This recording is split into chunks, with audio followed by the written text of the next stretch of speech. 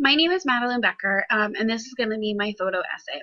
I was placed in a 5th and 6th grade learning support classroom at Leola Elementary School with Mrs. Doris Lehman.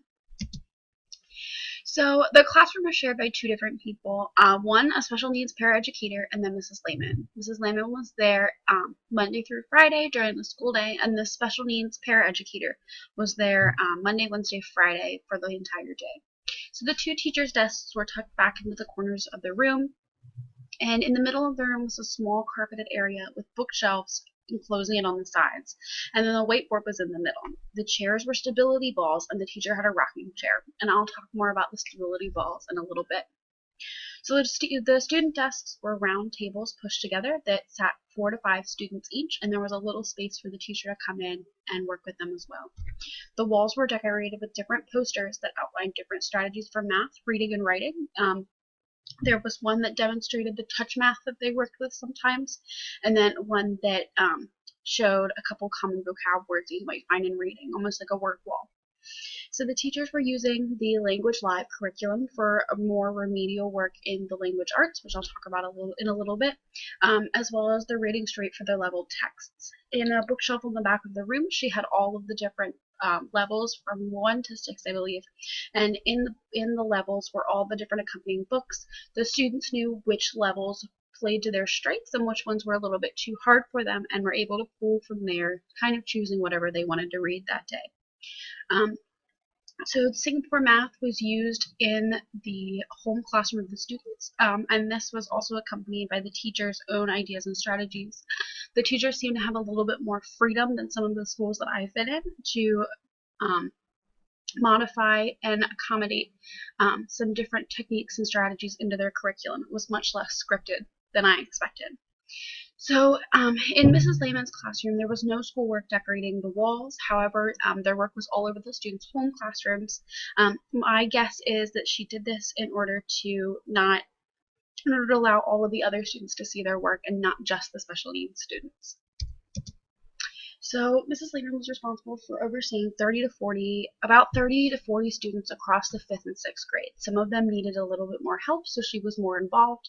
Others basically needed her to kind of oversee and make sure that whatever was being done was to their best interest. So the students came from all different backgrounds and ethnic groups, and there was about an even split across gender.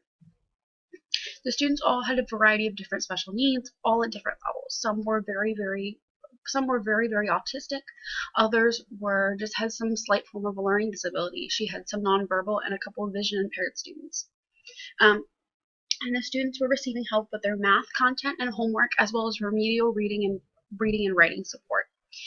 She told me that she had found that helping a lot of their students with their homework was a good way to go over what they had learned that day. And she found that if students took their homework home and did it, oftentimes it would come back wrong, and they would be learning the information wrong, and it was more of a struggle to have to go back and reteach it than to just help them along the way. So this is going to be a picture of the DIBELS monitoring program that they used at Leola. DIBELS stands for Dynamic Indicators of Basic Early Learning Literacy Skills. I've seen these types of monitoring in many classrooms that I've been in, not just a special needs room.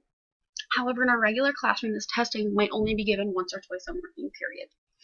In Mrs. Lehman's class, and the students were receiving her attention, students got this test once a week at least in order to best monitor their progress.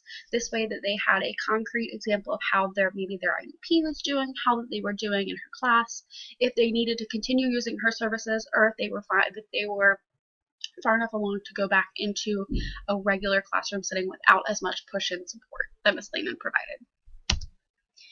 So these are examples of the keyword rings that the students used. Students used these during reading time as well as during the testing time if needed. Students were invited to go and get them every time that they came together, every time that they were pulled into Ms. Lehman's class towards the end of the day. They were invited to go grab a ring and use it through the worksheets that they were doing and the questions that Mrs. Lehman was asking. These cards had lots of common vocab from test questions or prompts to help students focus their ideas in order to correctly answer the question and get the content that was asked, not get stepped up or get mixed up in what the question was asking and answer it incorrectly because of that. So each student had their own in a bin in the room, and this way, Ms. Lehman didn't have to worry about students forgetting it or leaving it in another classroom. It was just an easy way to keep them all together. So this is an example of the stability balls that were in the classroom. So Mrs. Lehman explained to me that many of her students had problems sitting still, especially since they often came to her at the end of the day. She had students with ADHD and students who just didn't really like sitting still. So a couple of years ago, she decided to try and bring in a couple stability balls in order so that they can move a little bit and get out from behind a traditional desk while still hopefully maintaining focus. She says that they've always worked out really well. She's only ever had a couple of students misuse them or bounce around in the classroom, and she attributes this to the strict rules that she always puts in place at the beginning of the year, outlining what and what not to do with the balls, what happens if they are misbehaving, and it only takes one time, she said, of having to sit on a chair while everyone's bouncing around for the student to fall in line and start using the balls appropriately. So this is one example of the differentiated testing material that Ms. Lehman uses. So this is an example of perhaps a lower grade testing. She usually doesn't give this to her 5th and 6th graders since most of them don't have an issue with adding subtraction. So this is an example of touch math. For those with a math disability, she will often differentiate her tests with the traditional touch points of certain numbers. She's found that many students find it a lot easier to add and subtract using that different strategy. But for students without a disability or proven need for any sort of differentiation, she will remove the touch points. So the students with a math disability or some kind of IEP that may require it, they do get the differentiated test. She also didn't say that this is a good way to not section out all the students with a disability. The tests do look relatively similar, so it's not very obvious as to who is getting the easier, in quotation marks, material in the eyes of the other students. So this is an example of the Language Live program that her classroom uses. So the Language Live program is used at Loyola as a remedial language arts support system. Each student can pick out their own computer for the day, or Ms. Lehman does have one computer in her room, and they work at their own pace at their own level with the help and support of a teacher in the room. Usually it's reading from a passage work, it can be vocabulary practice and text response practice. The way I was able to see one student do it, and he started out with a cold timing, which was reading out loud from the passage to see how many words per minute he could read.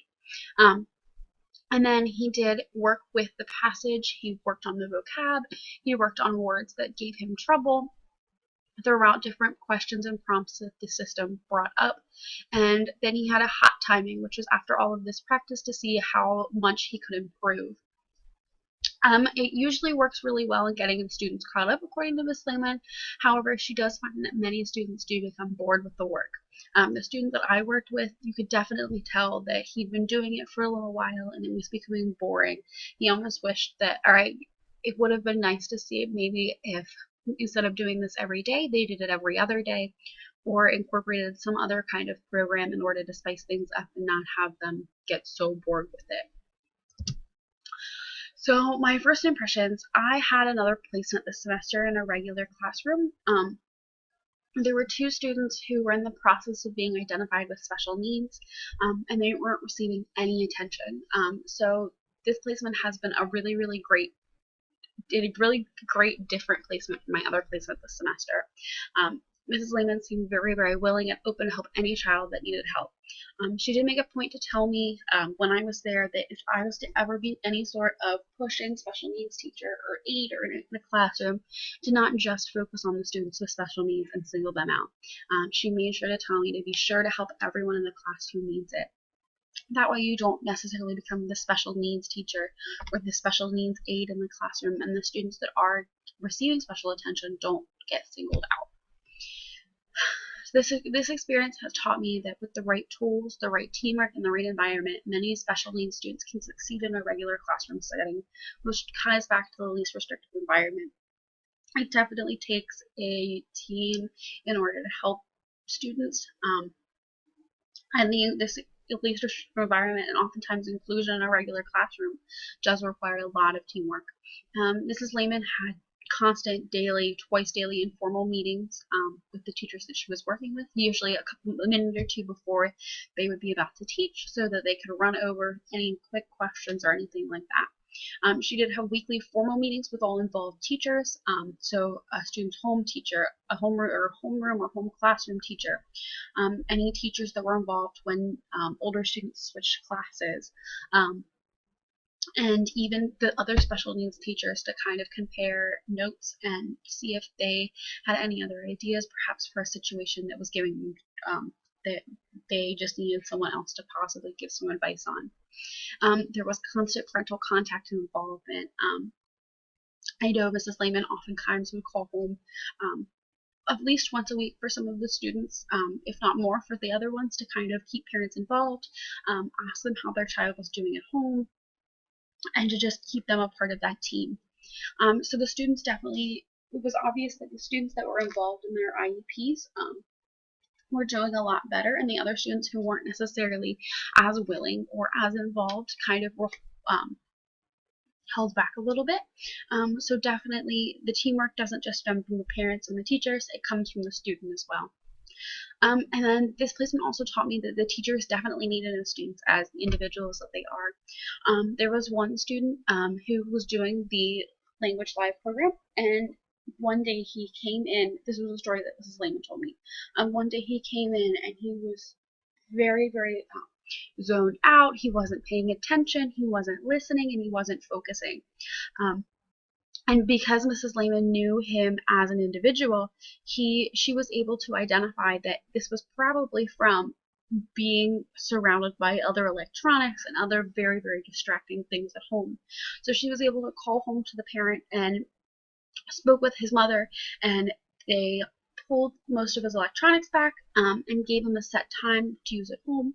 He came in the next day and was a lot more focused, ready to learn, and definitely knowing that he was surrounded by electronics at home definitely made it easier for her to pinpoint the problem and solve the problem in order to continue his progress in the program.